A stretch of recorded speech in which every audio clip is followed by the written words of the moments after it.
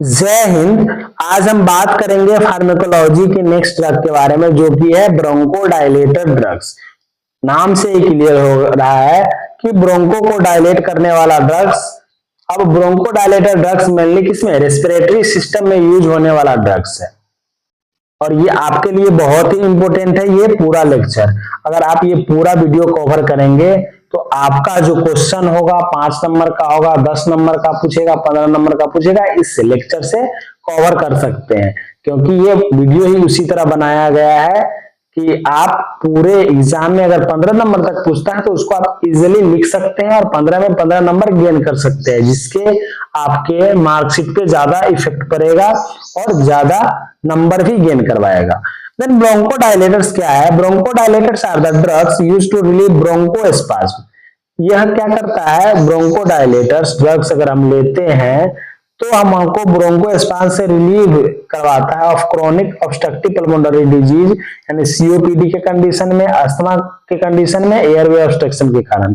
यानी हम रेस्पिरेटरी से बात करेंगे तो लंग से रिलेटेड संबंधित है, सांस लेने में दिक्कत हो रहा है, अब स्पाज्म हो रहा है तो क्या हो रहा है, वहां से एयर फ्लो प्रॉपर नहीं होगा, उससे हमको जो ड्रग्स क्या करता है, रिलैक्स दिलवाता है, उसका नाम है bronchodilator. Bronchodilators are medication that relax the muscle in the airways. जो एयरवेज का मसल है उसको क्या करवाता है, रिलैक्स करवाता है, allowing them to open up and making it easier to breathe.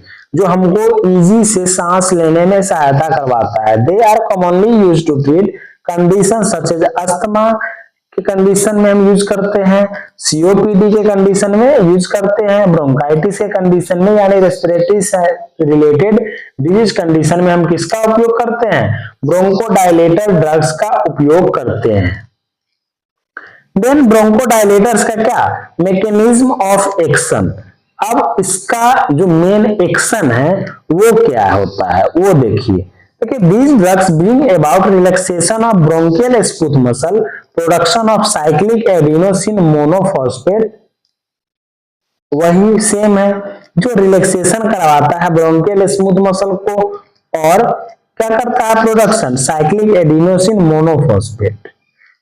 इसका जो क्लासिफिकेशन है वो आगे हम डिस्कस करेंगे। इसमें कुछ ड्रग्स इसमें भी लिखे हुए हैं जैसे साल्ब्यूटामोल, कार्बोटेलिन, साल्मेट्रॉल, एड्रेनालिन और इफेड्रिन। तो ये यही क्लासिफिकेशन है, आगे हम चार्ट के थ्रू भी देख लेंगे कि अगर क्लासिफिकेशन पूछेगा तो कैसे लिखेंगे। तो ये ड्रग्स यही आते हैं और कुछ मिथाइलजेंथिन्स आते हैं, तो वो भी आगे हम देखेंगे। डोजेज हम कितना लेते हैं, 2 to 4 mg डोज एडल्ट में, और जो इसका maximum dose not exceed 32 mg, यानी 32 mg से ज्यादा डोज नहीं लेना चाहिए। चिल्ड्रन में 0.1 to 0.2 mg पर केजी पर dose. Then route inhaler, oral और आईवी, यानी इनहेलर के सहायता से ले सकते हैं आप, ओरल के सहायता से ले सकते हैं आप, और इंट्रावेनस तो आप लेंगे ही। तो ये क्या है, ब्रोंकोडायलेटर्स का रूट है। दोस्तों अगर आप मेरे चैनल को सब्सक्राइब नहीं किए तो सब्सक्राइब कर लीजिए और अपने दोस्तों के पास भी शेयर कर दीजिए जो इजीली पढ़ सके। और हम आगे डिस्कस करते हैं इंडिकेशन। इंडिकेशन इट मींस किस कंडीशन में देंगे, जैसे कि सीओपीडी हो रहा है, नॉक्चुलर अस्थमा है, then treatment of bronchial asthma है, उसके बाद रेस्पिरेटरी डिजीज है, एलर्जिक क्या है स्टेट्स है।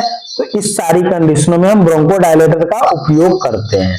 अब हम जो कंट्रा इंडिकेशन है इसका, जो क्या है, hypertension, dysrhythmias, hypersensitivity, cirrhosis, pregnancy and lactation, इन सारी कंडीशनों में हम ड्रग्स नहीं प्रोवाइड करेंगे। उसके बाद हम अब बात करेंगे जो क्लासिफिकेशन का, जो हम बात करने वाले थे वो यही क्लासिफिकेशन है, जो एक सिंपैथोमाइमेटिक्स में है, एक मिथाइलजेंथिन से, और दूसरा एंटीकोलिनर्जिक है। यानी टोटल 3 पार्ट में डिवाइड किया गया है किसको, ब्रोंकोडायलेटर ड्रग्स को, जिसमें फर्स्ट ड्रग्स कौन है, साल्ब्यूटामोल है, सेकेंड ड्रग्स है क्या, साल्मेट्रॉल है, थर्ड ड्रग्स एड्रेनालिन है, फोर्थ ड्रग्स टर्बिटेलिन है, और लास्ट ड्रग्स है इफेड्रिन है।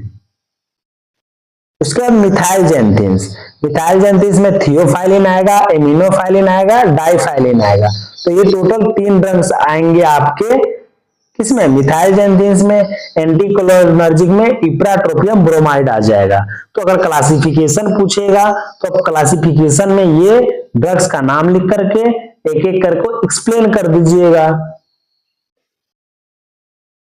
देन अब हम साइड इफेक्ट्स देखेंगे। किसके साइड इफेक्ट्स, ब्रोंकोडायलेटर के साइड इफेक्ट्स, जैसे कि इंसोम्निया हो गई हो, नींद नहीं आ रही हो, एंजाइटी, रेस्टलेस एंड फैटिक, थकान हो, हेडेक हो, ट्रिमोर हो सकता है। यानी ये ड्रग्स लेने के बाद आपको इंसोम्निया हो सकती है, एंजाइटी हो सकती है, रेस्टलेस एंड फैटिक हो सकती है, हेडेक हो सकती है एंड ट्रिमर हो सकती है। Then adverse effect, hyperkinesia, drowsiness, cardiac arrhythmias, tachycardia, ये एडवर्स इफेक्ट है। रोल ऑफ नर्स की बात करेंगे तो teach patient how to use inhaler to take correct dose of medication and inhalers can be used at 20 minutes interval, यानी 20 minute के interval के दौरान हमको इनहेलर को यूज करना है। Then if administration 3 times in one attack, they should seek medication attention. इसके बाद instruction to take this medication early the evening to avoid insomnia. Then in children advise to use inhaler before brushing teeth to prevent mouth irritation. उसके बाद ये salbutamol का जो है mechanism of action क्या है और इसमें साल्मेट्रॉल में क्या डिफरेंस है वो आपको यहाँ क्लियर पता चलेगा। देखिए साल्ब्यूटामोल ये जो शॉर्ट एक्टिंग है, लेकिन जो साल्मेट्रॉल है क्या है, लॉन्ग एक्टिंग है। Salbutamol beta 2 adrenergic receptor agonist करता है और ये भी बीटा 2 एड्रेनर्जिक रिसेप्टर एगोनिस्ट करता है। It works by stimulating the B2 adrenergic receptor, और वो भी वर्क करता है क्या, B2 एड्रेनर्जिक रिसेप्टर में। और उसके बाद bronchial muscles causing them to relax and increasing air flow to the lungs, यानी इसका बस शॉर्ट एक्टिंग काम करता है और वो लॉन्ग एक्टिंग काम करता है। यही डिफरेंस है दोनों में।